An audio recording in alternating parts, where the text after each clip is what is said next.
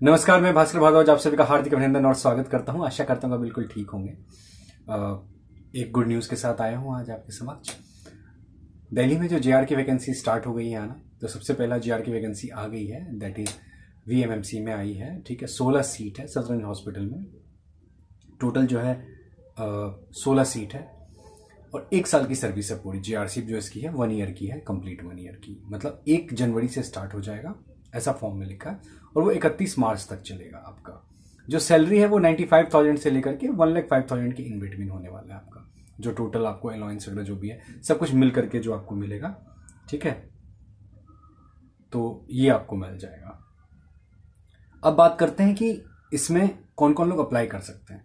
जो सबसे इंपॉर्टेंट चीज है वो ये है कि इसमें अप्लाई करने के लिए सिर्फ 2016 बैच के बच्चे अप्लाई कर सकते हैं और 2017 बैच के बच्चे, मतलब जिन्होंने 2016 में एडमिशन लिया होगा बीडीएस में वो, और जिन्होंने 2017 में एडमिशन लिया होगा वो, सिर्फ यही 2 बैच के बच्चे एलिजिबल हो पाएंगे इसमें अप्लाई करने के लिए।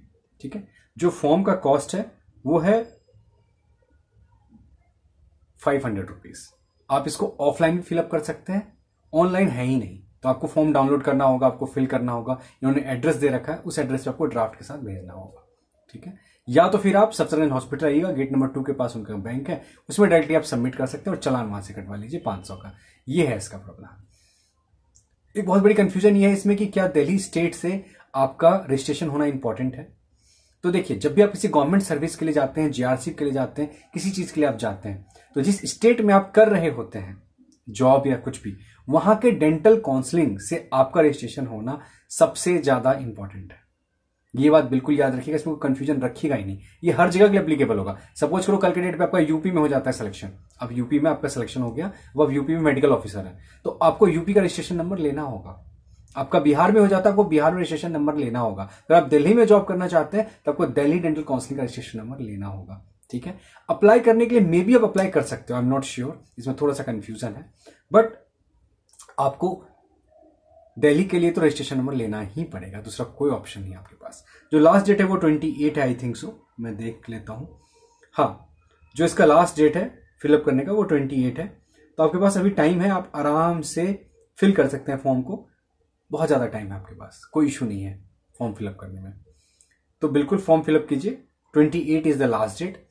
एग्जाम होगा, एग्जाम के बाद समटाइम्स ये इंटरव्यू भी लेते हैं, कंडक्ट करते हैं। तो अगर इन्होंने इंटरव्यू लिया तो कंप्लीट इंटरव्यू आपका डिपेंड करेगा आपके सीवी के ऊपर कि आपने कितने कॉन्फ्रेंस अटेंड किए हैं, आपने कितने पेपर प्रेजेंटेशन किए हैं।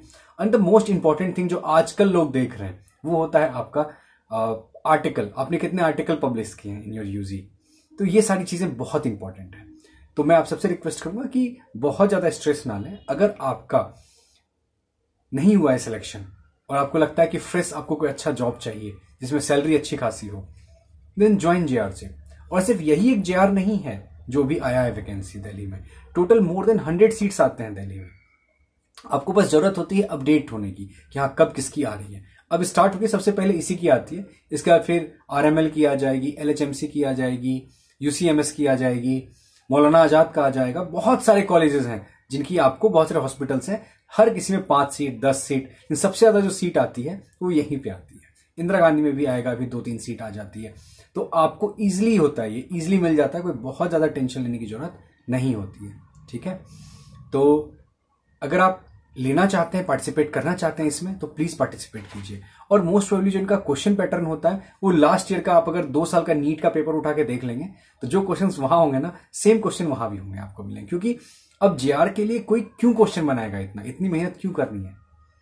नीट एमडीएस में मुझे समझ में आता है कि हाँ बहुत सारे लोग काम कर रहे होते हैं, आपके लिए स्पेशल क्वेश्चन बनाया जाता है, फिर भी क्वेश्चन रिपीट होते हैं, 30% 20% क्वेश्चन रिपीट हो जाते हैं।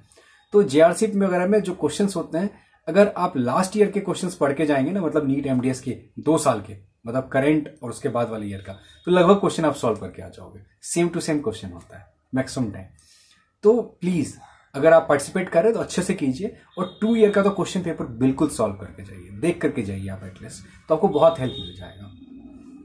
और मैंने अपना इंस्टाग्राम आईडी दे दिया है, आप मुझे इंस्टाग्राम पे फॉलो कीजिए, क्योंकि मैं इंस्टाग्राम पे हर दिन लाइव आता हूँ। You can ask me any question there.